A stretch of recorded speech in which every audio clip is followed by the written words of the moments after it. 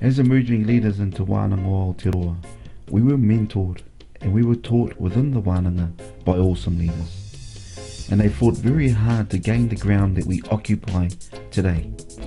Standing our ground is ensuring that we don't look to take a backward step. In essence, what that means is that we either stand for something or die for nothing. Through our history, we've had to make a stand.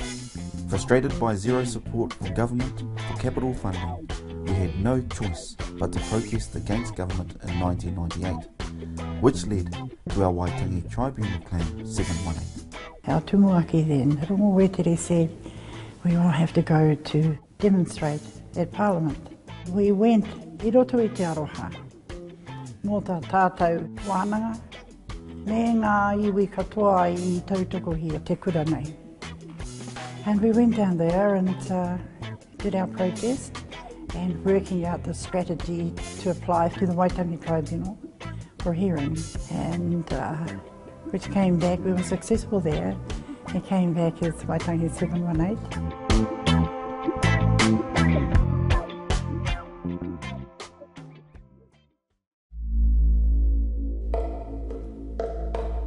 Taiahaha, taiahaha. 2005 will go down in our history as a year that brought the organisation to its knees.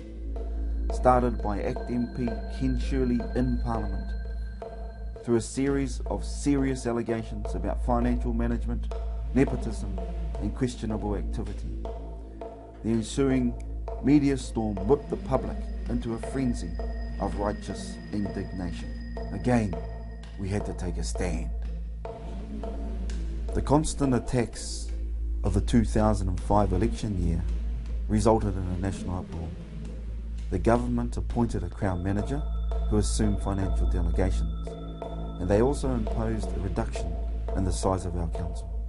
Te Wānanga o Aotearoa was again under siege. However, Te Wānanga o Aotearoa and Aotearoa Institute again made a stand through the submission of an additional Waitangi Tribunal Claim 1298.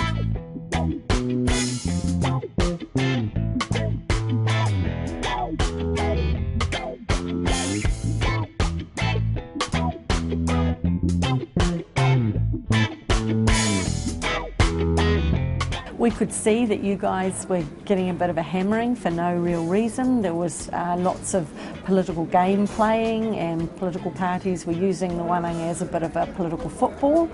And, you know, there wasn't justification there. We'd been in the education sector long enough to know that they were just targeting the Wānanga. So, you know, I realise now that how much whānau and Bentham and the rest of the Wānanga appreciated it. We came out in the press, we issued a press release saying that we supported the Wānanga, that we supported whānau, that we thought that, that you were doing good work and that there was a lot of value in the Wānanga.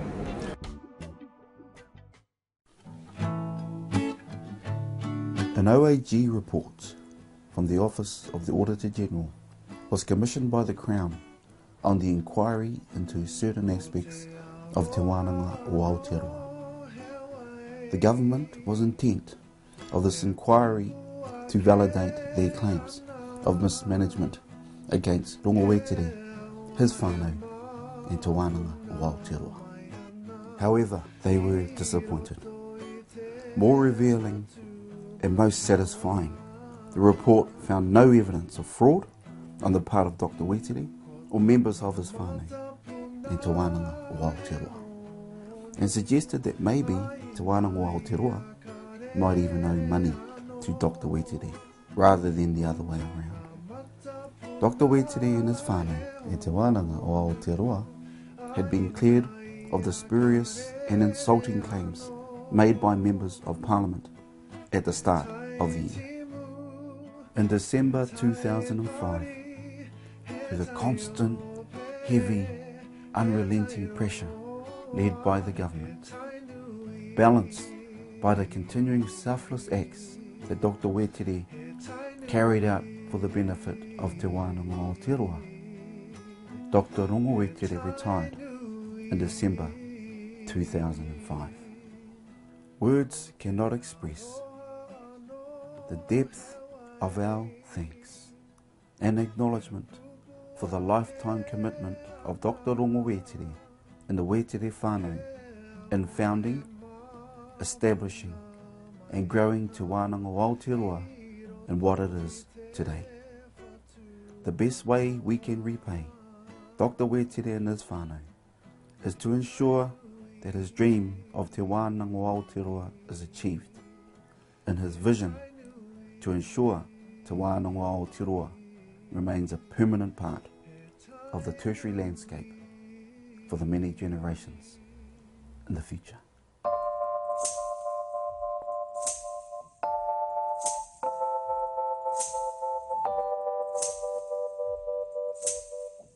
In the 2005 to 2007, the leadership of Bintamo here was huge.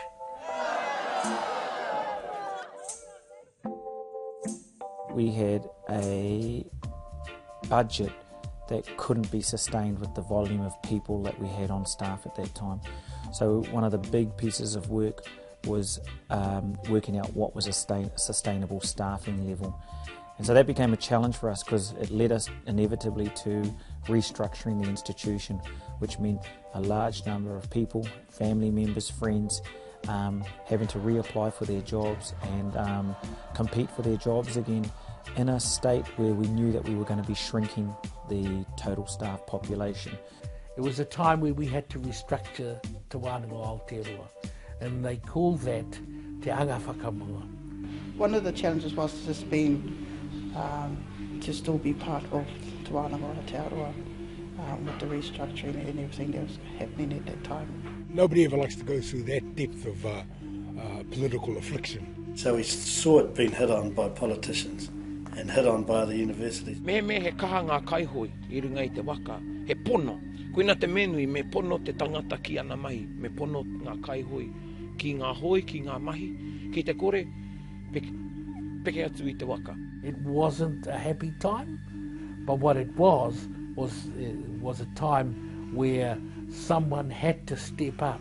Moving through the challenges of Te Anga Whakamua, which resulted in high redundancies of the organisation, also required us to ensure that we stayed in line with the mission, values and strategic vision of the organisation, to retrench and provide a sense of purpose and a sense of hope and security, that this organisation is not only critical to the past and the present, but it's critical for the future for Māori and all peoples of this world.